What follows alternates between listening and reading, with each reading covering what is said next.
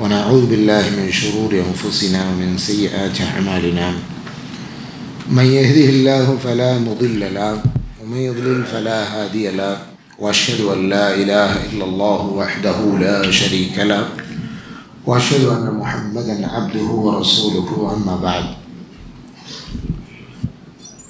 فإن خير الحديث كتاب الله وخير الهدي هدي محمد صلى الله عليه وسلم وشر الأمور محدثاتها وكل محدثة بدعة وكل بدعة ضلالة وكل ضلالة في النار. قد قال تبارك وتعالى أعوذ بالله من الشيطان الرجيم بسم الله الرحمن الرحيم إنما الصدقات للفقراء والمساكين والعاملين عليها والمعلفة قلوبهم وفي الرقاب والغارمين وفي سبيل الله فريضة من الله والله عليم حكيم. அன்பிற்குரிய சகோதரர்களே, அல்லாஹ்வுடைய அருளால் இந்த அழகான மாலை பொழுதில் இஸ்லாமுடைய மிக முக்கியமான கடமைகளில் ஒன்றாக இருக்கக்கூடிய ஜக்காத்தை பற்றி ஒரு சில நிமிடங்கள், ஒரு சில அடிப்படைகளை நாம் இன்ஷா அல்லாஹ் தெரிந்து கொண்டிருக்கிறோம். வந்திருக்கக்கூடியவர்களில் அநேகமானவர்கள் ஜக்காத்தை கடமையாக தன் மீது பெற்று அதனை நிறைவேற்றக்கூடிய தகுதியுள்ளவர்களாகத்தான் இந்த சபையில் அமர்ந்திருப்பீர்கள் என்று நான் கருதுகிறேன். அன்பிற்குரியவர்களே, ஜக்காத்தை பொறுத்தப்பட்டுள்ள கடமை என்ற அளவில் அது இந்த மார்க்கத்தினுடைய நடைமுறை சார்ந்த இரண்டாவது கடமை. தொழுகை என்ற முதல் அடிப்படைக்கு பிறகு, நடைமுறை சார்ந்த கடமைக்கு பிறகு ஜகாத் என்பது அதற்கு அடுத்த நிலையில் இருக்கக்கூடிய கடமை. வழக்கமாக தொழுகை, நோன்பு, ஜக்காத் என்றே சொல்லி பழகிவிட்ட நமக்கு நோன்பு ஜக்காத்திற்கு முன்னால் இடம்பெற்று இருக்கிறது. ஆனால் நோன்பு அல்ல ஜக்காத்தை முந்தியது, ஜக்காத்தை நோன்பை முந்தியது. கடமைகளால் நபிகள் நாயகம் ஸல்லல்லாஹு அலைஹி வஸல்லம் அவர்கள் சொன்னார்கள், புனியல் இஸ்லாம் அலா ஹம்ஸின் ஷஹாதத்து அல்லா இலாஹ இல்லல்லாஹ் வ அன்ன முஹம்மது ரசூலுல்லாஹ் காமுஸ் ஸலா வ ஈதாஇஸ் ஸக்கா வ ஸௌமி ரமதான் வ ஹஜ்ஜல் பைத் மன் இஸ்தா இலைஹி சபீலா. அல்லாஹ்வுடைய தூதர் சொல்கிறாங்க, இஸ்லாம் என்பது 5 அடிப்படையான தூண்களின் மீது நிறுவப்பட்டிருக்கிறது. அதில் முதல் அம்சம் ஷஹாதத்து அல்லா இலாஹ இல்லல்லாஹ். ஷஹாதத்து அல்லா இலாஹ இல்லல்லாஹ் வ அன்ன முஹம்மது ரசூலுல்லாஹ் அப்படிங்கிறது தான் ஒருத்தர் முஸ்லீம் இல்லையா அப்படின்னு பிரிக்கக்கூடிய மிக முக்கியமான இடம். ஒருத்தர் முஸ்லீம் அப்படிங்கிற தகுதியை எப்போ பெறுவார் அப்படின்னா, அவர் உலகத்தில் என்ன சித்தாந்தத்தில் இருந்தாலும், என்ன கொள்கை ஏற்றுக்கொண்டிருந்தாலும், அந்த கொள்கையில் அந்த சித்தாந்தத்தில் இருந்துக்கிட்டே நான் இஸ்லாமை ப்ராக்டிஸ் பண்ணுறேன் அப்படின்னு சொல்லும்போது ஒரு முஸ்லீமாக ஆகுவது கிடையாது. மாறாக தன்னை அந்த கொள்கை, அந்த ஏனைய நடைமுறைகள் அது அத்தனையிலிருந்து விடுவிச்சுட்டு அது எதுவுமே மனித சமுதாயத்திற்கு பொருத்தமானதில்லை என்பதை அறிவித்து இஸ்லாமை பரிபூர்ணமாக ஏற்றுக்கொள்ளும் பொழுதுதான் அவர் முஸ்லீமாகவே மாறுகிறார். அப்படி மாறுறதாக இருந்தால் அவர் முதல்ல சொல்ல வேண்டிய விஷயம் அஷ்ஹது அல்லா இலாஹ இல்லல்லாஹ் வ அஷ்ஹது அன்ன முஹம்மது ரசூலுல்லாஹ் சொன்னால் தான் அவர் முஸ்லீமாக ஆக முடியும். இந்த இடத்திற்குள் எவர் வந்து விட்டாரோ, அப்படி வந்தவர் மீது முதலில் கடமையாகக்கூடிய ஒரு நிகழ்வு தொழுது. இன்னைக்கு இப்போ இந்த மக்ரிபுடைய நேரத்தில் ஒருத்தர் இஸ்லாமுக்கு வந்துட்டார்னா அவர் மேலே முதல்ல கடமையாகக்கூடியது ஸலாம். அஷ்ஹது அல்லா இலாஹ இல்லல்லாஹ் வ அஷ்ஹது அன்ன முஹம்மது ரசூலுல்லாஹ் அப்படின்னு சொல்லிட்டார்னா அதுக்கு அடுத்து அவர் மேலே கடமையாகக்கூடியது இதுதான், முதல்ல தொழுகை. ஏன்னா அல்ஹதுல்லதி பைனனா வ பைனஹும் தர்க்குஸ் ஸலாம் சொன்னாங்க, நமக்கும் நம் அல்லாத காஃபிர்களுக்கும் முஷ்ரிக்குக்கும் உள்ள வித்தியாசமே தொழுகையை பிடிப்பதிலும் தொழுகையை விடுவதிலும் தான் இருக்கிறது அப்படின்னு சொன்னாங்க. அப்போ அடையாளமாக ஒரு சமுதாயத்தில் ரசூலுல்லாஹி ஸல்லல்லாஹு அலைஹி வஸல்லம் அவங்க இதுதான் நீங்கள் முஸ்லீம் காட்டுறதுக்கு அடையாளம்னு சொன்னது தொழுகை. இதற்கு அடுத்து அந்த இடத்த தொட்டடுத்து பூர்த்தி பண்ணக்கூடிய மிக முக்கியமான வழிபாடு ஜக்காத் என்ற வழிபாடு.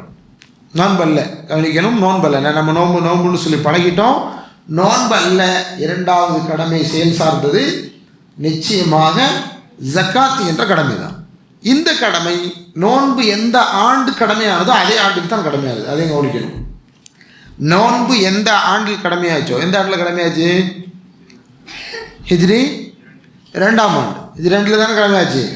அதே ஆண்டில் தான் கட்டாயம் இதுவும் கடமையாது. இது ஜக்காத்தும் கடமையாது. ஆனால் இந்த ஜக்காத் என்ற வழிபாடு உடல் சார்ந்த என்பதை தாண்டி பொருள் சார்ந்த இபாதா மாலிய, உடம்பு சார்ந்து இதுக்கு முன்னால் செய்கிற எல்லா வழிபாடுகளுக்கு முன்னால் பொருளாதாரம் சார்ந்து செய்யக்கூடிய மிக முக்கியமான வழிபாடு ஜக்காத் என்ற வழிபாடு. ஆனால் இந்த ஜக்காத் என்ற வழிபாடு உபரியாக செய்யக்கூடிய சதக்காவையும் ஜக்காத் என்ற கடமையான வழிபாடையும் இந்த முஸ்லீம் சமுதாயத்தில் நிறைய பேர் பிழையாகவே விளங்கியிருக்கிறோம், தவறாகவே விளங்கியிருக்கிறோம். ஆரம்ப காலகட்டங்களிலிருந்து இந்த தவறு நடைபெற்றிருக்கிறது. நம்மளே பலரும் இன்றும் சமூகத்தில் அதனை அந்த பழைய முறையிலேயே தான் பின்பற்றி கொண்டிருக்கிறோம். உண்மையில் அல்லாஹ்வும் அவனுடைய தூதரும் இதை எவ்வாறு நடைமுறைப்படுத்தினார்கள் என்று குர்ஆனில் இருந்தும் சுன்னாவில் இருந்தும் நம்ம பார்க்கும் பொழுது நாம் நமக்குள் நம்முடைய சமூகத்திற்குள் செய்யக்கூடிய பிழைகளில் இருந்து நீங்கி சரியான ஜக்காத்துடைய முறையை பின்பற்ற முடியும். எப்போ அது நமக்குள்ள தெளிவு கிடைக்கிறதோ அப்பொழுது நமக்குள்ள ஒரு மாற்றத்தை கொண்டு வர முடியும். ஏன்னா ஜக்காத் என்பது ஒரு மனிதர் இன்னொரு மனிதருக்கு உதவி செய்தார் என்ற நிலையில் உள்ள வழிபாடு அல்ல. மனசில் வச்சுக்கணும். ஜக்காத் என்பது ஒரு மனிதர் இன்னொரு மனிதருக்கு தேவை மிகுதியாக இருக்கும் ஒருவர் தேவை மிஞ்சிய ஒருவரிடமிருந்து பெறக்கூடிய ஒரு பொருளாதார உதவி அல்ல ஜக்காத் என்பது. மாறாக கடமை ஆக்கப்பட்ட ஒரு வழிபாடை செய்வது தான் ஜக்காத். கடமை ஆச்சு, வேற வழி இல்லை, செஞ்சே ஆகணும் அப்படின்னு செய்கிறதுக்கு பேர் தான் என்னது? ஜக்காத் என்பது.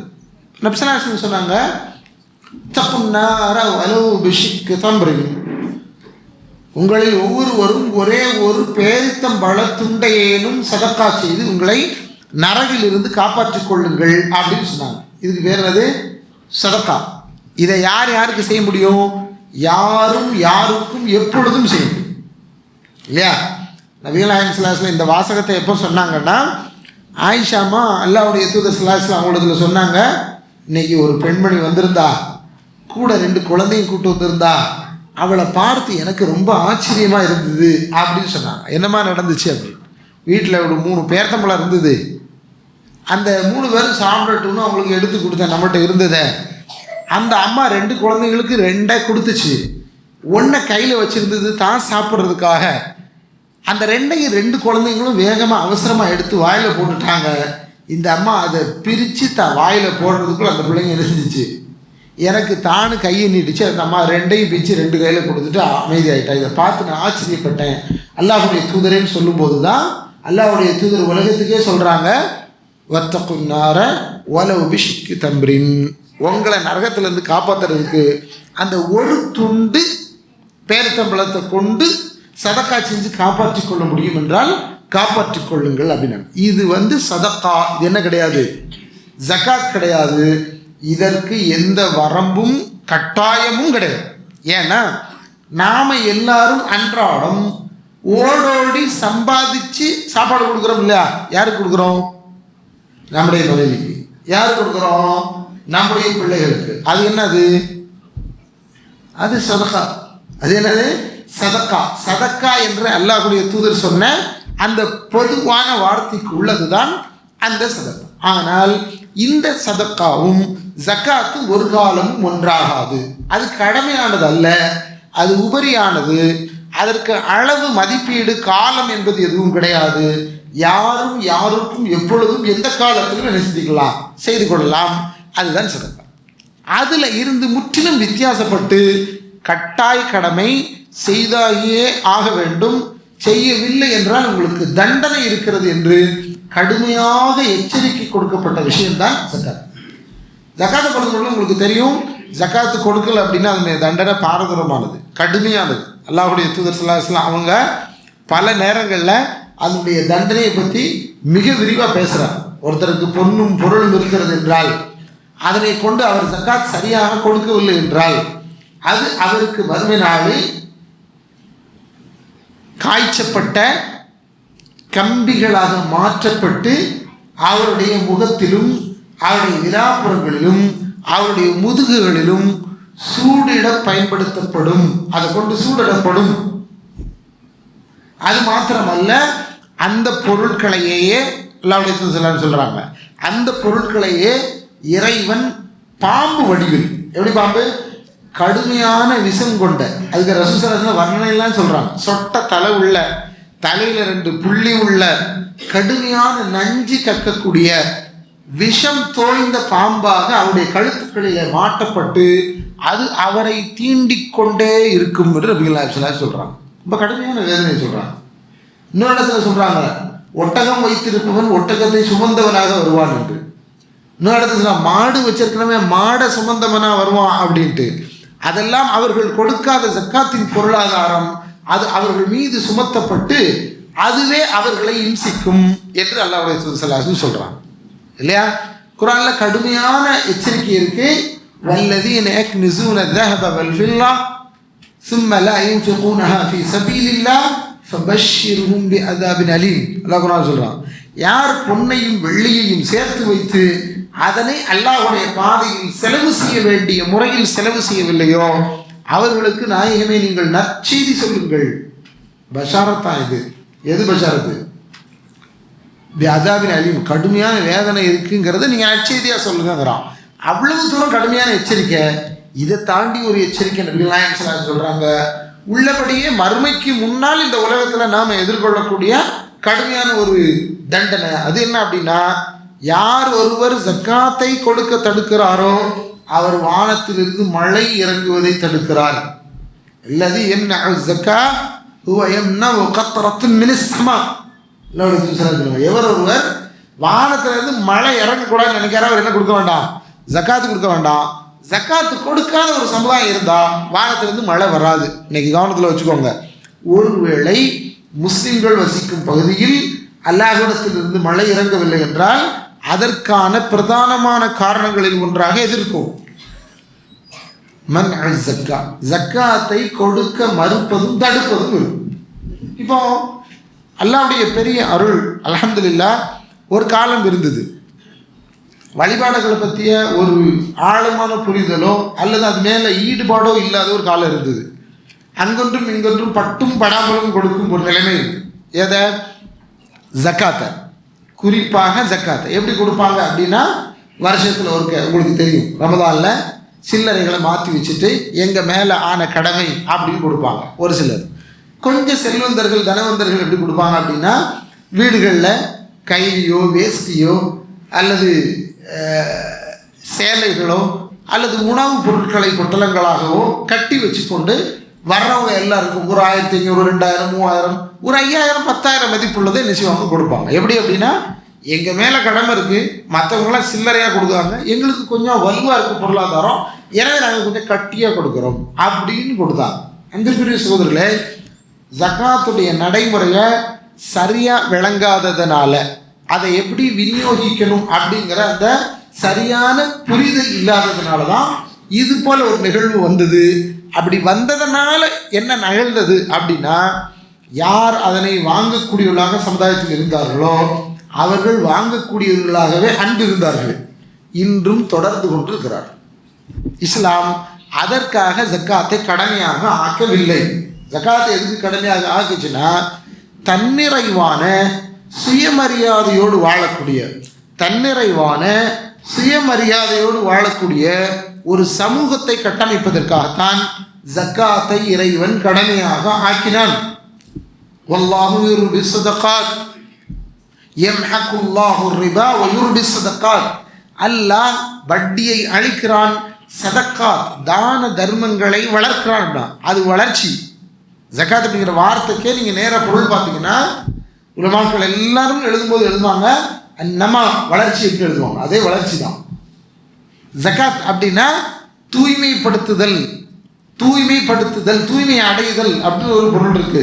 இந்த 2 பொருளை பேஸாக வச்சு தான் ஜக்காத் என்பது. என்ன ஜக்காத் என்பது? நீங்கள் கொடுத்தீங்கன்னா உங்களுடைய உள்ளம் தூய்மை அடைகிறது. எப்படி தூய்மை அடையுது? சதக்காவுக்கும் ஜக்காத்துக்குமே உள்ள இடம் வித்தியாசம். அது எப்படி அப்படின்னா, சதக்காவை பொறுத்த மட்டும் யாரும் யாருக்கும் எவ்வளவும் கணக்கு விளக்கு இல்லாமல் கூடுதலாக குறைந்தலாக செஞ்சிடலாம். ஆனால் எல்லோரும் செய்ய முடியுமா என்றால் எல்லாரும் செய்யலாம்.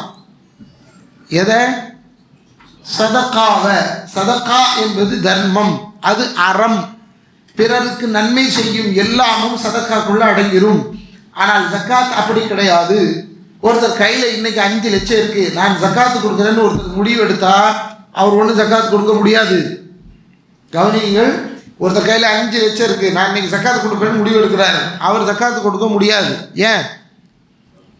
ஜக்காத் என்பது கடமை ஆக வேண்டும். இன்னைக்கு மகரிப் தொழில் முடிச்சுட்டு இருக்கோம், இஷாவை தொழலாமா? இஷா தொழலாமா? தொழலாம். அப்படிதான் ஜம்மு செய்யறதுக்கு அனுமதி இருக்குல்ல, தொழலாம். ஃபஜ்ரை தொழுவன்னு அடம் பிடிக்க முடியுமா? ஃபஜ்ருக்கு என்ன வேணும்? கம்பல்சரி வக்த் வந்தாகணும். சரியா? ஃபஜ்ரை தொழுதுட்டு ஒருத்தர் உட்கார்ந்துருக்கிறாரு, காலையில் துஹாவுடைய நேரத்தில் 11 மணிக்கு நின்றுக்கிட்டு அடம் பிடிக்கிறாரு, நான் லொஹர் தொழு வேணும். தொழ முடியுமா? முடியாது. என்ன செய்யணும்? சூரியன் உச்சிக்கு வந்து சாயணும், மேற்க நோக்கி அது நகர்னா மட்டும்தான் லுஹ்ரை தொழ முடியும். அதோட சேர்ந்து அசரை தொழ அனுமதி இருக்கு. சரி, அசரை சேர்த்து தொழுதுட்டேன், நான் நெடுந்தூரம் போகிறேன், இப்பவே மகரிபை தொழ முடியுமா? முடியாது. அப்போ இந்த முற்றிலும் காலநிலை மாறும் அந்த தொழுகைக்கு அதனுடைய பிரதானமான நிபந்தனைகளில் ஒன்று அந்த வேளை வர வேண்டும், அந்த நேரம் வரணும் அப்படிங்கிறது. அந்த நேரம் வரல அப்படின்னா கண்டிப்பாக செய்ய முடியாது. அதே மாதிரி ஜக்காத் என்ற வழிபாட்டிற்கும் 3 அடிப்படை நிபந்தனைகள் வரவில்லை என்றால் ஜக்காத் என்ற கடமை நம் மீது பரிபூர்ணமாக விதி ஆகாது. விதி ஆகாது. அதுல மிக முக்கியமானது, எந்த பொருட்களின் மீது ஜக்காத் கடமையாக ஆகிறதோ, எந்த பொருள் மீது அல்ல ஜக்காத்தை விதியாக்குறானோ அந்த பொருள் நிசாப் எனும் உச்ச வரம்பை அடைதல். 5 லட்சம் வச்சிருக்கிற ஒருத்தர் ஜக்காத்து கொடுக்க முடியாதுன்னு சொன்னா இல்லையா? ஏன் கொடுக்க முடியாது என்றால் அது உச்ச வரம்பை அடையாத போது அவர் அதன் மீது ஜக்காத் என்ற கடமையை நிறைவேற்ற முடியாது. அப்ப உச்ச வரம்புனா என்ன? உச்ச வரம்புனா என்ன? ஒருத்தர் தான் சம்பாதிக்கிற சம்பாத்தியத்துல ஒரு குறித்த காலத்துல பணத்தை சேர்த்து கொண்டே வருகிறார். இப்போ அவர்கிட்ட என்ன வருது? பொருளாதாரம் சேமிப்பில் வருகிறது, வளர்ச்சியை அடைந்து அது அதனுடைய குரோத் கூடிக்கிட்டே இருக்கு. அப்படி கூடக்கூடிய அந்த பொருளாதாரத்தை இவ்வளவு கூடிச்சுன்னு நித்தமும் கணக்கு பார்க்கிறாரு, மாதமும் கணக்கு பார்க்கிறாரு. கணக்கு பார்க்கறது இஸ்லாம் சொன்ன அந்த வரம்பை அடையவில்லை என்றால் அவர் மீது ஜக்காத் கடமை இல்லை. இப்ப அப்படி பார்த்தா ஜக்காத் சில பொருட்களின் மீது சில வரையறைக்குள் கடமையாகிறது. எப்படி? பணமா இருந்தா அதுல ஒரு கணக்கு, பொண்ணா இருந்தா அதுல ஒரு கணக்கு, வெள்ளியா இருந்தா அதுல ஒரு கணக்கு, ஆடு மாடு ஒட்டகங்கள் போன்ற கால்நடைகளா இருந்தால் அது ஒரு கணக்கு, விளைச்சல் நிலமாக இருந்தால் அந்த விளைச்சல் நிலத்திலிருந்து வரக்கூடிய விளை பொருட்களை விளைத்த விதத்தில் இருந்து அதற்கு ஒரு கணக்கு. இப்படி ஒவ்வொன்றிற்கும் கணக்கு வித்தியாசப்படுகிறது. இந்த கணக்கை பொறுத்து தான் நம் மீது ஜக்காத் கடமையாக ஆகும். இப்ப நாம எல்லாருமே பொதுவான சராசரி மக்கள், நம்ம பெரும்பாலும் கணக்கு பார்க்கறதா இருந்தா விளை நிலத்தை வச்சும் ஆடு மாடை வச்சு நம்ம கணக்கு பார்க்க போறது இல்லை. நம்ம கையில கட்டாயம் இந்த 3 இருக்கும். என்ன இருக்கும்? ஒன்று பணம் இருக்கும், அப்படி இல்லைன்னா நகை பொண்ணு இருக்கும், அப்படி இல்லைன்னா வெள்ளி இருக்கும். இதெல்லாம் பெரும்பாலும் இருக்காது. இதை விட்டீங்கன்னா இதற்கு நிகரான வியாபாரத்தில் நாம் போட்டிருக்கக்கூடிய, நாம் அட்டச்சரக்காக ஏற்றி வைத்திருக்கக்கூடிய சரக்குகள் இருக்கலாம். எருது திஜாரா என்று சொல்லப்படக்கூடிய அட்டச்சரக்குகள் இருக்கலாம். இதுக்குத்தான் ஜக்காத் நிச்சயம் நம்மள மாதிரி சராசரி ஆட்களுக்கு கடமையாகும். இது சேமிப்பிற்குள் வந்து உச்சவரம்பு என்று சொல்லப்படக்கூடிய நிசாபை அடையும் பொழுது நம் மீது ஜக்காத் கடமையாகும். உச்சவரம்பு எப்ப அடையும் அப்படின்னா, தங்கமாக இருந்தால் 85 கிராம் அளவு அடையும் பொழுது அதன் மீது ஜக்காத் கடமையாக ஆகும். 1, இது நிசாப். வெள்ளியாக இருந்தால் 595 கிராம் இருந்தால், 595 கிராம் இருந்தால் அதன் மீது ஜக்காத் கடமையாகும். எப்போ இந்த அளவை அடைகிறதோ அப்பொழுது அதன் மீது ஜக்காத் கடமையாக ஆகிறது. 2.5% எடுத்து நிச்சயம் ஜக்காத்துன்னு வெளியே கொடுத்துரும். இப்போ உலகம் ஃபுல்லாவே தங்கத்தை அடிப்படையாக கொண்டுதான் பணம் என்பது நிச்சயப்படுது, மதிப்பீடு செய்யப்படுது. இப்போ நான் சொன்னேன் உங்கள் கையில் 5 லட்சம் இருந்தால் கொடுக்க முடியாதுன்னு சொல்லி. இன்னைக்கு 85 கிராம் நகை வாங்குறதா இருந்தால் நம்ம கையில் எத்தனை லட்சம் தேவைப்படுது? சராசரியாக ஒரு ஓரல் கணக்கு பார்த்தால் கூட இன்னைக்கு கணக்குக்கு 12.5 லட்சம் தேவைப்படுது. 12.5 லட்சம் தேவைப்படுது. 12,60,000 வரையிலும் என்ன செய்து கொஞ்சம் ஏற்ற இறக்கத்தில் இருக்குன்னு வைங்க. இவ்வளவு இருந்தால் மட்டும்தான், பணமாக இருந்தால் நம்ம இது ஜக்காத் கிடைக்கும். இல்லை பணம் ஒரு 6 லட்சம் இருக்குது, சரியா, நகை ஒரு 70 கிராம் இருக்குது அப்படின்னா இந்த இரண்டும் சேர்ந்து நம்ம இது ஜக்காத் கிடையாது. இதே வெள்ளியாக இருந்தால், வெள்ளி என்பது வகையினங்களில் வேறு, அது 595 கிராம் இருந்தால் அப்போ தான் என்ன செய்யணும் கடமையாகும். அதை இது போட்டு என்ன செய்ய வேண்டாம், குழப்பம் வேண்டாம். பணம் மட்டும் இருந்தால் அந்த 12.5 லட்சத்தை என்ன செய்யணும், நமக்கு தாண்ட வேண்டும். இதே அளவிற்கு தொழில் செய்யும், வியாபாரம் செய்யும் ஒரு வியாபாரி தன்னுடைய பொருட்களில் அட்டச்சரக்கை எழுதி வச்சிருந்தாங்க. அட்டத்துக்கு கிடையாது, கடைக்கு கிடையாது, கடையில் வேற சாதனங்கள் வேற எதை வச்சிருந்தாலும் அதுக்கு கிடையாது, விற்பதற்காக வாங்கி வச்சிருக்கக்கூடிய எந்த சரக்காக இருந்தாலும் அதன் மேலே நிச்சயம் ஜக்காத் கடமையாகும். இது எல்லாமும் நிசாப் என்ற அந்த உச்ச வரம்பை அடைந்து விட்டால் கடமையாக ஆகும். இது ஒரு நிபந்தனை. இரண்டாவது, எந்த பொருளின் மீது ஜக்காத் கடமையாகிறதோ அந்த பொருளுடைய அனந்தரமான பரிபூரண உரிமை உங்களுக்கு மாத்திரமே இருக்க வேண்டும், இன்னொருத்தருக்கு இருக்கக்கூடாது. இன்னொருத்தர் அதில் இருக்கக்கூடாது. இன்னொருத்தர் நீங்கள் கேட்டுட்டு தான் கொடுக்கணும் அப்படிங்கிற ஒரு நிலைமை வரக்கூடாது. அப்போ நீங்கள் இப்போ ஷேர் பண்ணி ஒரு கடை வச்சுருக்கீங்க, 2 பேரும் சேர்ந்து வந்தால் அல்லது 2 பேரும் சேர்ந்து போட்டதில் நிசாபை எட்டுச்சுன்னா 2 பேரும் சேர்ந்து கொடுக்கணுமா? அவங்களுக்கு தனிப்பட்ட முறையில் கடமை என்ன இருக்கோ அதான் கொடுக்க முடியும். அவங்க 2 பேருக்கு சேர்ந்து போட்டதில் இல்லைன்னா கடமையை நிச்சயாது ஆகாது, கவனிக்கணும். ஒரு ஆள் மேலே என்ன கடமையாக தான் ஒரு ஆள் மேலே கடமை. 2 பேர் சேர்ந்து போட்டதுனால ஒரு ஆள் மேலே செய்ய முடியாது, கடமையாக ஆகாது. நீங்கள் கவனத்தில் வச்சுக்கணும், சரியா? இப்போ இன்னமும் வாங்க. இப்போ உச்ச வரம்பு என்ற நிலையை அடைந்து அதற்கு அப்புறம் முல்கியத் என்று சொல்லக்கூடிய பரிபூர்ணமாக அந்த பொருள் மீது நமக்கு மாத்திரமே உரிமை இருந்தால் நம் மீது ஜக்காத் என்பது கடமையாகும். இது எல்லாவற்றையும் தாண்டி நிசாபை அடைந்து பரிபூர்ணமான உரிமையோடு ஒரு பொருளாதாரம் நம்மகிட்ட இருந்தால் அது எப்போ வந்ததோ வந்த உடனே இறைவன் ஜக்காத்தை கேட்கல. இறை கவனிக்கணும். வரைந்த உடனேயே இறைவன் நீ ஜக்காத்து கொடுத்தாகணும் அப்படின்னு சில கேட்கல. மாறாக அது உங்களுடைய கைகளில் சிந்தாமல் சிதறாமல் குறையாமல் ஒரு ஆண்டு இருக்கணும். இந்த நிசாபுக்கு மேலே இருக்கக்கூடிய பொருளாதாரம் கீழே வராம, அதனுடைய மதிப்பு குறையாம 1 வருடம் கூட கைகள் இருக்கணும். பரிபூர்ணமா 1 வருடம் முடிஞ்சிருச்சுதான், இதால அலைகள் ஹவுல் ஒரு சுழற்சி முடிஞ்சிருச்சுன்னா அதுக்கப்புறம் தான் உங்க மேல கடமை ஆகும். இந்த 3 அடிப்படை நிபந்தனைகள் இல்லாமல் ஜக்காத்தை ஒருவர் செய்ய முடியாது. மனசு வச்சுக்கோங்க. இந்த 3 அடிப்படைக்குள்ள வரலன்னா ஜக்காத் உங்க மேல என்ன இல்லைங்க, கடமை இல்லை, மேல கடமை இல்லை. ஆனா இந்த 3க்குள்ள வந்துட்டா இதை பார்க்காம இருக்கிறதா நம்முடைய விசேஷம். இவ்வளவு பலருமே இதை பார்க்கவே மாட்டோம். ஒரு கணக்கை வச்சுக்கிடுவோம், நாமளா ஒரு கணக்கை எடுத்து என்ன செய்வோம், ஜக்காத்துக்கு பேரில் கொடுத்துட்டு சத்தம் போடாமல் என்ன செய்வோம், கணக்கு க்ளோஸ் பண்ணிடுவோம். அப்படி பார்க்க முடியாது, நல்லா விளங்கிக்கோங்க. காரணம், ஜக்காத் என்பது ஹவுலை தழுவியும் நிசாபை தழுவியும் ஓராண்டின் சுழற்சியை தழுவியும் நிசாப் என்ற உச்ச வரம்பை தழுவியும் எப்படி இருக்கிறதோ அதே போன்று எப்படி இந்த 2ஐயும் தழுவி இருக்குதோ அதையும் தாண்டி 3வதாக மில்கியத் என்பது நம்ம கையில வந்தா இருக்கோ அதை மனசுல வைக்கும் பொழுது உங்க கையில பொருளாதாரம் இருக்கும் காலமெல்லாம் இது ஹால அலைஹி ஹவுல் ஒரு வருட சுழற்சி அது அடைந்தார் 355 நாட்கள் அல்லது 4 நாட்கள் உங்க கையில் அது இருந்துருச்சுன்னா கண்டிப்பாக நீங்கள் ஜக்காத்து கொடுத்தாக வேண்டும். ஒரு ஆண்டு சந்திர ஆண்டுக்கு உள்ள நாட்களை கணக்கு வச்சு 1 வருஷம் கூட இருந்தது. இப்போ இந்த மாதம் நாம் இன்னைக்கு ஷாபான்ல இருக்கிறோம், ஷாபான் 14ல் இருக்கிறோம். இன்னைக்கு இந்த நாளில் நீங்கள் இந்த இடத்தை அடைந்து விட்டீர்கள் என்றால் அடுத்த வருஷம் உங்கள் மேலே ஜக்காத்து கடமையும். இன்னைக்கு கையில் இருந்ததுன்னா நீங்கள் கணக்கை பார்த்து அடுத்த வருஷம் கொடுக்கணும், சரியா?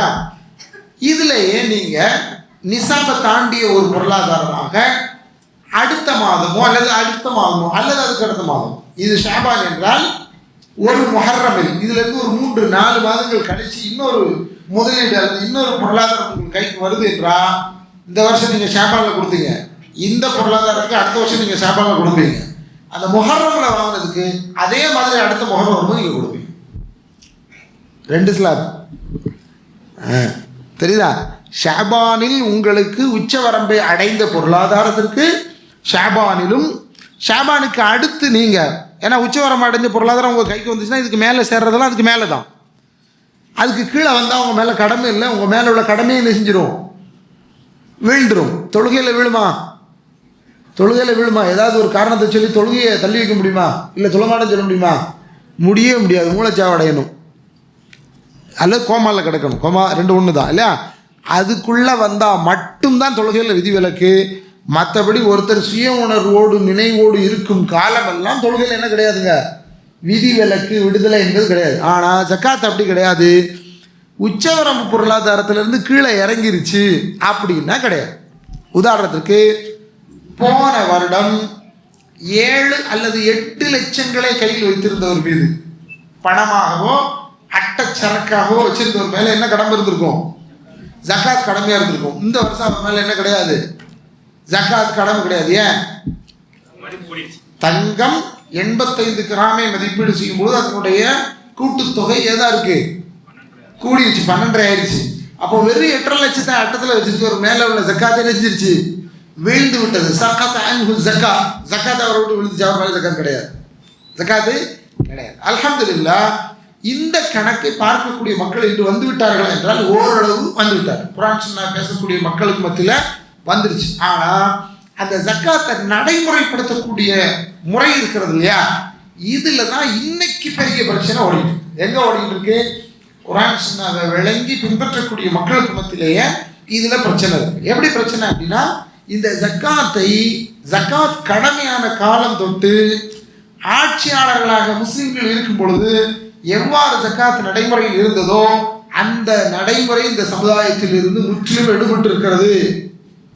அப்படி எடுபட்டதனால் என்ன நிகழ்ந்தது என்றால், இந்த ஜக்காத்தை கொண்டு இந்த சமூகம் சுபிட்சமாக எப்படி இருக்க வேண்டுமோ அது இல்லாமல் அது இந்த சமுதாயத்திலிருந்து பறிக்கப்பட்டிருக்கிறது. அது என்ன அப்படின்னா, ஜக்காத்தை பொறுத்த மட்டும் ஜக்காத் என்பது ஒவ்வொரு தனி மனிதனும் தேர்ந்தெடுத்து யாருக்கும் கொடுப்பது ஜக்காத் அல்ல. அது முதல்ல சொல்ற சதகா. ஜக்காத் அப்படிங்கிறது அல்லாஹ் ரப்பல் ஆலமீன் குர்ஆனில் சொன்ன 8 வகையினருக்கு கொடுக்கிறது தான். சூரத்து தௌபா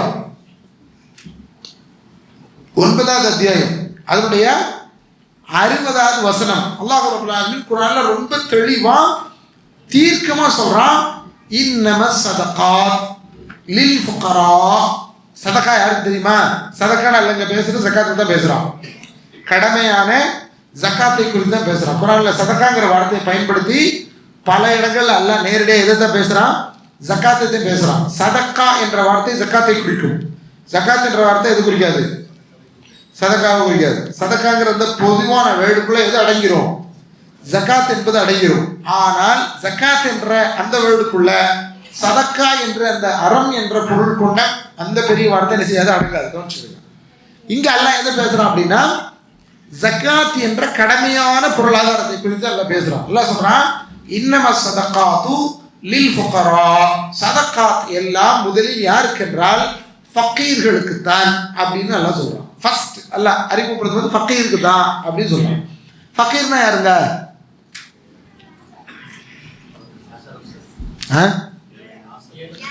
யாசகம் கேட்பவர்கள்.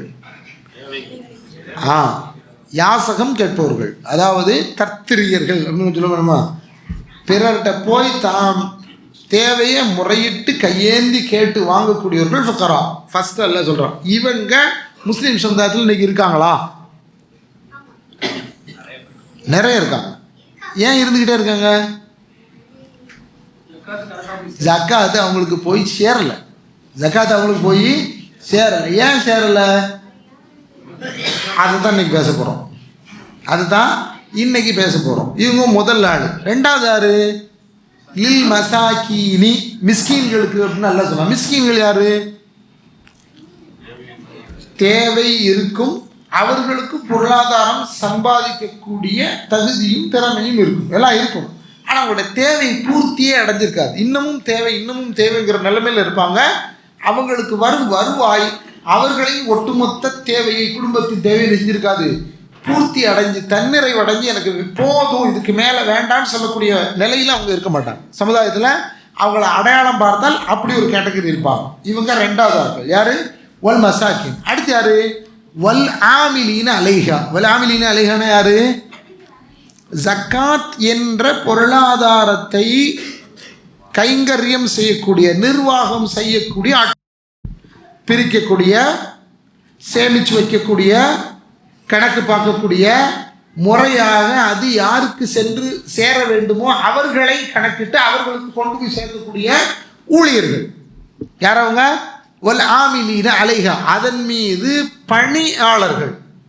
இந்த பணியாளர்கள் அப்படின்னு சொல்லக்கூடியவங்க ரெண்டு இடத்துல வரலாம். ஒன்று, ஜக்காத்தை பிரித்து பரிபாலனம் பண்ணும் நிர்வாகங்களில் பணி செய்யும் ஆட்கள், அல்லது ஆட்சி அதிகாரம் நடக்கக்கூடிய அதிகாரத்துக்கு கீழே, இஸ்லாமிய நிர்வாகத்திற்கு கீழே பைத்து ஜக்காத்தில் ஒர்க் பண்ணக்கூடிய ஆட்கள். பைத்து ஜக்காத் அப்படின்னு ஒன்றை நிர்மாணிச்சிட்டாலே இந்த ஆட்கள் டிஃபால்ட்டாக அதில் உருவாயிருவாங்க. பைத்து ஜக்காத் அப்படின்னு ஒன்றை நிர்மாணிச்சிட்டாலே கண்டிப்பாக இந்த ஆட்கள் அதில் என்ன செஞ்சிருவாங்க? டிஃபால்ட்டாக உருவாகிடுவாங்க. இவங்க வல் ஆமிலின்னு அலைஹா. இவங்களுக்கு அதில் அல்லாஹ் ரப்பல் ஆலமீன் பங்கு இருக்குன்னு சொல்கிறான். அடுத்த வல் முஅல்லஃபதி குலூப், வல் முஅல்லஃபதி குலூபுஹும், எவர்களுடைய இதயங்கள் தலீஃப் இணைப்போடு இருக்கிறதோ அவர்கள். இதை ரெண்டு விதத்தில் சொல்கிறாங்க.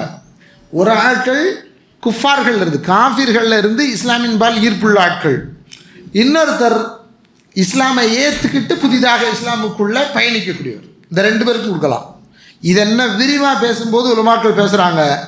எந்த அளவிற்கு என்றால், அல்லாஹ்வுடைய தூதரும் சரி, அபூபக்கர் ரலியல்லாஹு சரி, உமர் இப்னு கத்தாப், உஸ்மான் இப்னு அஃபான் ரலியல்லாஹு அன்ஹும், இவங்க எல்லாருமே இஸ்லாமுக்கு வந்த பிறகு கூட முஸ்லீம் அல்லாத சமூகத்திலேருந்து அவங்க இஸ்லாமுக்கு வரும்போது ஒரு சமுதாயத்தின் தலைவர்களாக இருந்து இஸ்லாம் சமுதாயத்துக்கு உதவிடுவாங்கள்ல, அவங்களுக்கு கொடுக்கணுங்கிறாங்க.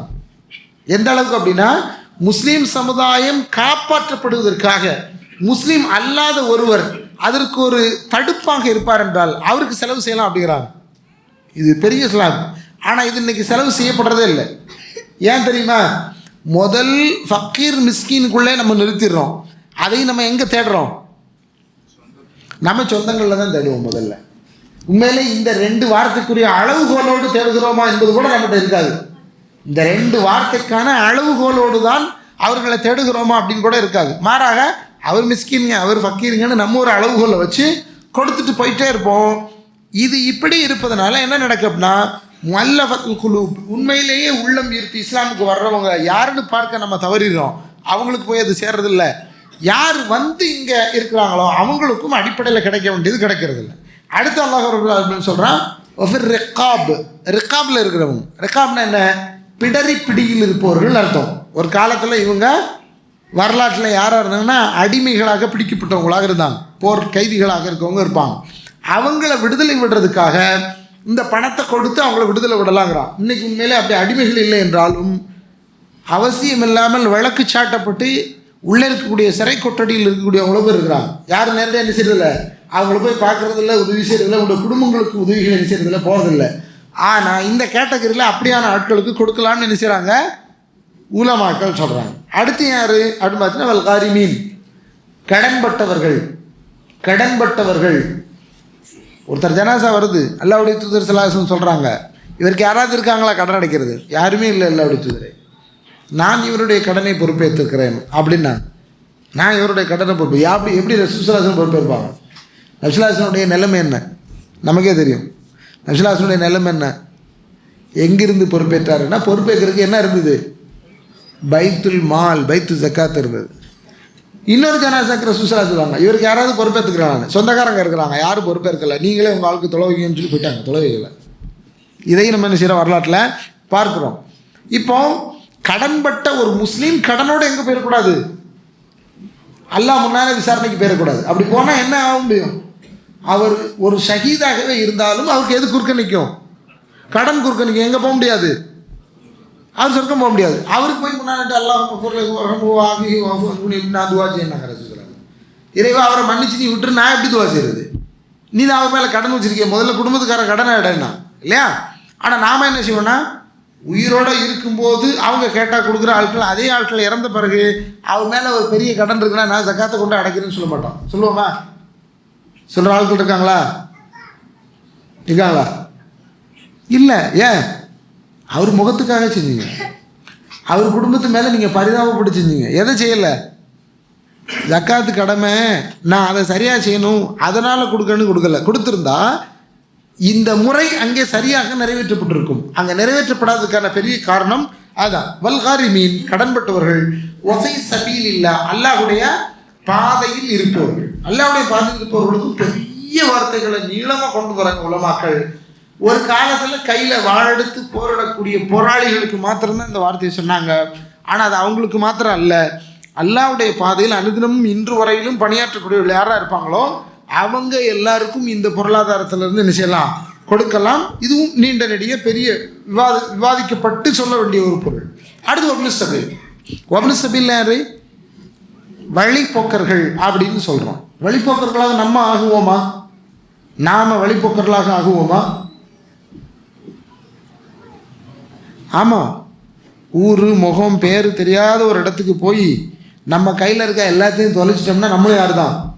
நம்ம ஊரில் யார் அவர்? சீமான், அவர் இவராக்கும் அவராக்குன்னு சொல்லலாம். நம்ம ஊரில் நம்ம அவ்வளோ செல்வாக்கூட இருக்கலாம். ஆனால் எங்கேயோ தூராந்தொலைக்கு போய் இருக்கிற எல்லாத்தையும் தொலைச்சிட்டா நாமளும் யார் தான்? இப்னு சபீல் தான். அங்கே நமக்கு உண்மையிலே யார்கிட்டையும் போய் பிச்சை கேட்க வேண்டாம். ஜக்காத்து சரியாக இருந்ததுன்னா யார்கிட்டையும் போய் நிச்சயம் வேண்டாம். ஏங்க நான் வந்த இடத்துல எல்லாத்தையும் தொலைச்சிட்டேன் அப்படின்னு பள்ளிவாசல் நின்று யார் கண்ணு முன்னாலேயும் யார் கை முன்னாலேயும் நாம் அழ வேண்டிய அவசியம் இருக்காது. எது இருந்தால்? பைத்து ஜக்காத்து இருந்தால், பைத்து ஜக்காத் இருந்தால். இவங்க எல்லாரையும் அல்லாஹ் சொல்லிட்டு சொல்கிறான், ஃபரீதத்தம் மின் அல்லாஹ், அல்லாஹ்விடமிருந்து உள்ள ஃபர்தாக்கப்பட்ட விதியாக்கும் இது. வல்லாஹு அலீமுன் ஹக்கீம், அல்லாஹ் யாவற்றையும் அறிந்தவனும் மிக்க நுட்பமாக ஞானவனும் மிக்கமாக அல்லாஹ் ரப்பல் ஆலமீன் சொல்கிறான். இப்போ என்னென்னா, இந்த வசனத்தை நபிகள் நாயகம் ஸல்லல்லாஹு அலைஹி வஸல்லம் அவங்க எப்படி செயல்முறைப்படுத்தினாங்களோ அப்படி செயல்படுத்தாததுனால தான் இந்த 8 பேருக்கான தொகையை நம்மில் பலரும் 8 பெயர்களுக்கும் கொடுக்கப்படாமல் பேருக்கு ஜக்காத்தை நடைமுறைப்படுத்தி கொண்டிருக்கிறோம். இதுதான் இன்னைக்கு நடப்பு. இதுதான் இன்னைக்கு நடப்பு. எல்லாரும் கண்டிப்பா எல்லா ஆண்களும் எங்க வந்து தொழணும்? பள்ளிவாசலுக்கு வந்து தொழணும். இதுதானே? பள்ளிவாசலுக்கு வந்து தொழுதா நீங்க என்ன செஞ்சாகணும்? கண்டிப்பா பள்ளிவாசலுக்கு பாங்க சொல்லணும். ஒழிச்சிடுமா? ஏன் வீட்டில் திரும்பி வீட்டில் திரும்ப ஒழிச்சிக்க மாட்டீங்களோ? பதிலெல்லாம் ஜமாத்து வேணும். பள்ளிக்கு வர்றதே எதுக்கு தான்? ஜமாத்துக்கு தான். ஒரு முஸ்லீம் யாரோட சேர்ந்து இருக்கத்தான் நமக்கு வலியுறுத்தல். ஒரு ஜமாத்தோட இருக்கத்தான், ஒரு ஜமாத்தோட இருக்கத்தான். ஜமாத் அப்படின்னு எப்போ வந்துருச்சோ அப்போ முன்னால் யார் இருக்கணும்? ஒரு தலைவர், இமாம் என்பவர் இருக்கணும். அந்த இமாமை பின்பற்றி தான் என்ன செய்ய முடியும்? நாம தொழ முடியும். அவரை கிராஸ் பண்ணி தொழ முடியாது. அவரை கிராஸ் பண்ணி முன்னால தொழ முடியாது. அவர் அல்லாஹ் அக்பர் சொன்னால் நிற்போம், அவர் அல்லாஹ் அக்பர் சொன்னால் புரியுவோம், அவர் சமி அல்லாஹ் அக்பர் அப்படின்னு சொன்னால் எழுந்திருப்போம். இன்னைக்கு நம்ம வச்சா ஆனதுனால நமக்கு அதனுடைய பெருமையும் முக்கியத்துவமும் தெரியல. ஆனால் ஜமாத் என்ற கட்டமைப்பும் ஒரு தலைமையும் அதை சார்ந்து குழுவாக வாழ்வதும் இதுதான் இஸ்லாமுடைய பேசிக். இதை ரசூலுல்லாஹி ஸல்லல்லாஹு அலைஹி வஸல்லம் அப்படிதான் மதீனாவுக்கு வந்த உடனே நடைமுறைப்படுத்தினார்கள். அப்ப நடைமுறைப்படுத்தின நடைமுறைகளில் ஒன்று தான் இந்த ஜக்காத் என்ற வழிபாடு. அப்ப நடைமுறைப்படுத்தின நடைமுறை தான் ஜக்காத் என்ற வழிபாடு.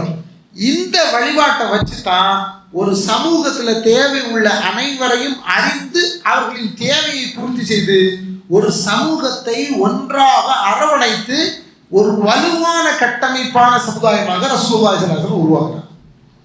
இன்னைக்கு அதை அப்படியே விட்டுட்டு கடமை என்று நாம் எதை விளங்கி கொண்டோமோ அதனை மாத்திரம் தனித்தனியாக செய்யக்கூடியவர்களாக மாறி இருக்கிறோம். அதில் தனிய தொழுதான் எப்படி 27 மடங்கு அல்லது ஜமாத்தில் சேர்ந்த மடங்கு நன்மை கிடையாதோ, அல்லது ஜமாத்தில் சேரலை அப்படின்னா அதுக்கு எவ்வளவு கடுமையான பழிப்பு அல்லாஹ்வுடைய தூதரால் இருக்கும். இப்போ ஜமாத்தில் சேர்ந்து தொழிலாம் ரசூலுல்லாஹி என்ன செஞ்சாங்க? வீட்டை கொளுத்துவேன்னா சொன்னாங்கல்ல, வீட்டை கொளுத்துவேன்னு சொல்கிற அளவுக்கு ஜமாத்தில் சேர்றதுக்கு முக்கியத்துவம் கொடுத்தாங்க. வா வீட்டை விட்டு வா. சரி, அப்படி சொன்ன பிறகு நிறைய பேர் வீடு தூரம் தொலையில் இருந்தவங்களாம் கிடஞ்சி எங்கே வந்துட்டாங்க? மஸ்ஜித் நபவியை சூழ இருக்கக்கூடிய இடங்களில் வீடுகளை அமைத்துட்டாங்க. அப்போ ரசூலுல்லாஹி சொன்னாங்க அதெல்லாம் கிடையாது, நீங்கள் உங்கள் எல்கையில் போய் உட்காந்துருங்க, அங்கேருந்து வாங்க, அங்கேருந்து வாங்க, நீ பக்கத்துலலாம் வந்து உட்காராதாங்க. ஏன்னா ஒரு சமூகம் பரவலாக இருக்க வேண்டும், அவங்க எங்கே இருந்தாலும் பள்ளியை நோக்கி வரணும். இங்கே இருக்கக்கூடிய தலைமைக்கு கீழே தான் என்ன செய்யணும், தொழணுங்கிற ஒரு நிலைமையை உருவாக்கலாம். எப்படி தொழுகை என்பது சமூகம் சார்ந்து ஜமாத்தா செய்யணுமோ அதே அளவிற்கு வலியுறுத்தப்பட்ட ஒரு விஷயம் தாங்க இது ஜக்காத்தும். நல்லா விளங்கிக்கோங்க சகோதரர்களே. நான் இப்போ தான் இந்த முக்கியமான இடத்திற்கு வர்றேன். இதான் மிக முக்கியமான செய்தி. என்ன அப்படின்னா, ஜக்காத் என்பது நம்முடைய சொந்த அபிலாஷைகளுக்குள்ளிருந்து நம்முடைய விருப்பத்தின் பேரில் நிறைவேற்றுவது அல்ல. மாறாக அல்லாஹ்வும் அவனுடைய தூதரும் இதை எவ்வாறு நடைமுறைப்படுத்த சொன்னார்களோ அவ்வாறு தான் நடைமுறைப்படுத்த முடியும். அது அல்லாத இன்னொரு வழியில் நீங்கள் நடைமுறைப்படுத்துனீங்கன்னா அது கண்டிப்பாக சக்ஸஸ்ஃபுல் ஆகும். இன்னைக்கு ஜக்காத் நம்முடைய சமுதாயத்தில் பல பேருடைய கண்ணீர்களை துடைக்காமலும் பல பேருடைய தேவைகளை பூர்த்தி பண்ணாமல் இருப்பதற்கான காரணம் அதை ரசூலுல்லாஹி ஸல்லல்லாஹு அலைஹி வஸல்லம் எப்படி நடைமுறைப்படுத்தினாங்களோ அப்படி நாம் நடைமுறைப்படுத்தாதது தான். இப்போ பாருங்கள், ஒரு உதாரணத்தை மட்டும் சொல்கிறேன். நான் இதை ரொம்ப நீட்டில் இந்த செய்தியை மட்டும் சொல்லி நான் முடிக்கிறேன். நபி ஸல்லல்லாஹு அலைஹி வஸல்லம் இறந்துட்டாங்க. நபி ஸல்லல்லாஹு அலைஹி வஸல்லம் இறந்தவொடனே இமாம் புகாரி ரிவாயத் செய்கிறாங்க. முஸ்லீம்லேயும் இந்த ரிவாயத்து வருது. கஃபர மினல் அரப், அன்னைக்கு இஸ்லாமிய ஏற்று வந்த அரபுகளில் பலரும் காஃபிரை செஞ்சுட்டான், திரும்ப போயிட்டான். எங்கே போயிட்டான்?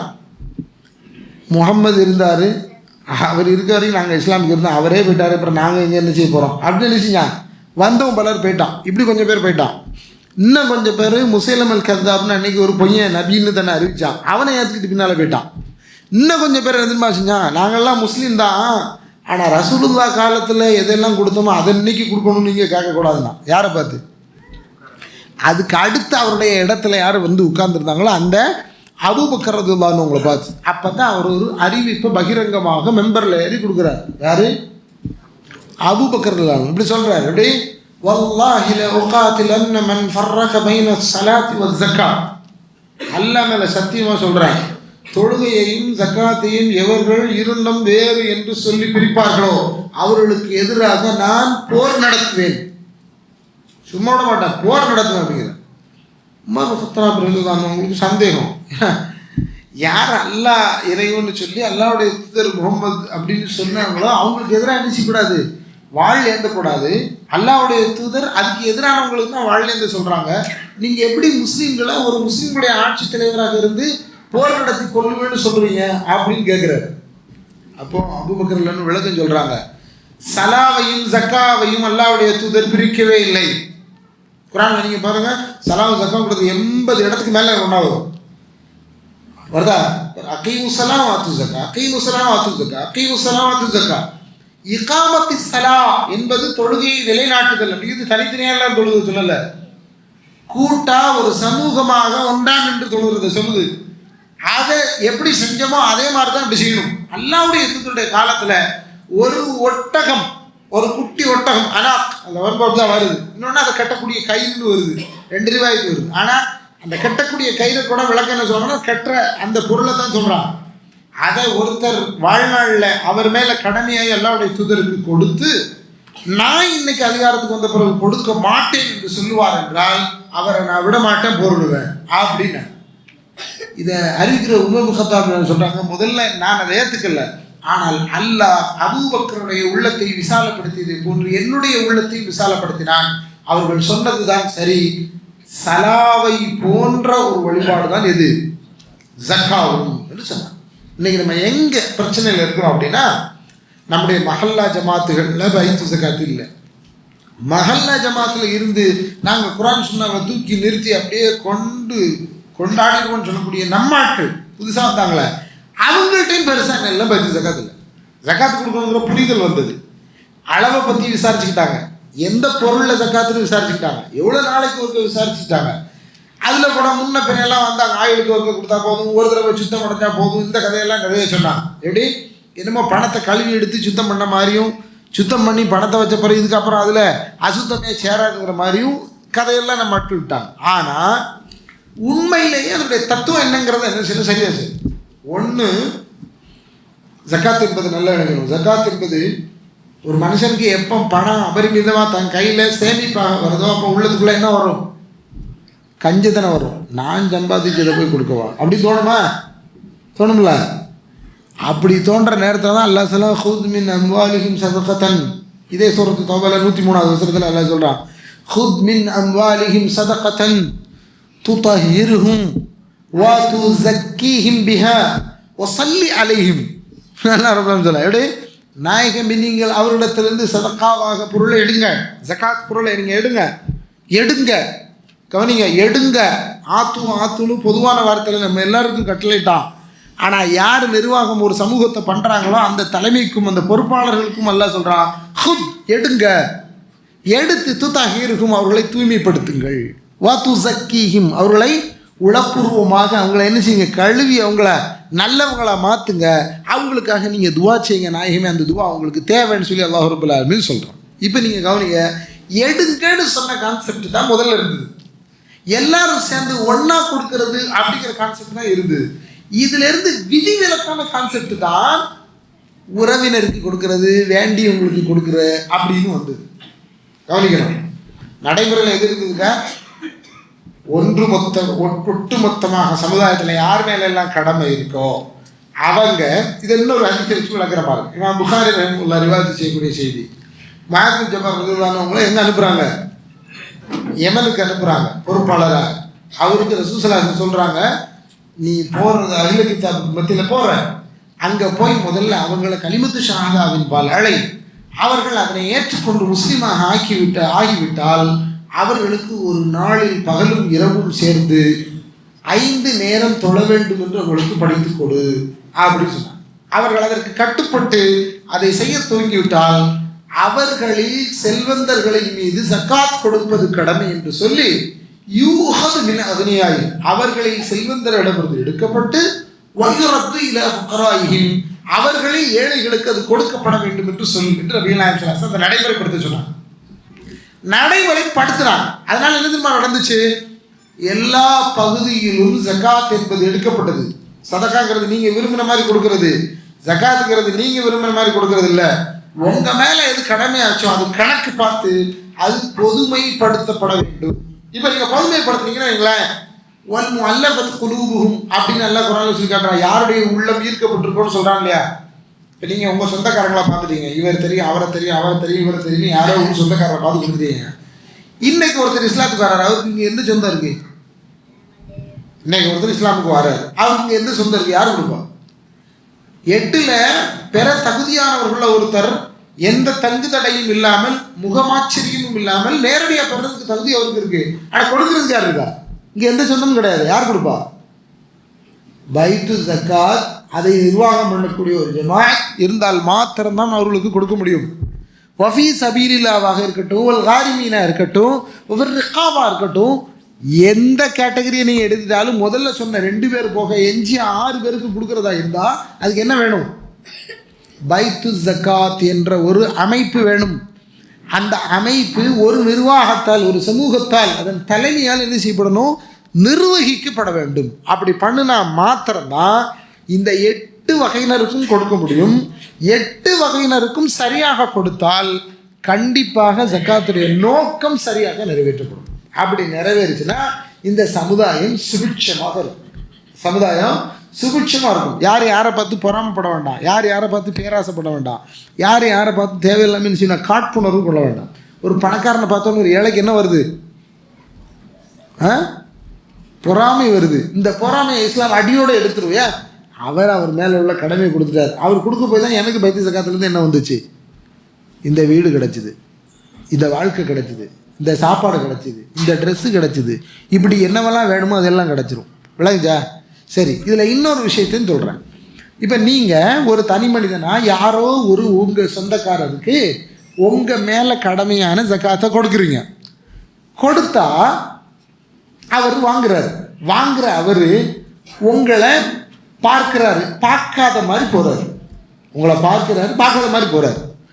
உங்கள் முன்னாலேயே உங்களை விட ஒரு சிறந்த வாகனத்தில் போகிறார். நீங்கள் வச்சுருக்க காரை விட அவர்கிட்ட இன்னொரு நல்ல கார் இருக்குது, அல்லது உங்களுடைய 2 வீலரை விட ஒரு நல்ல 2 வீலர் இருக்குது.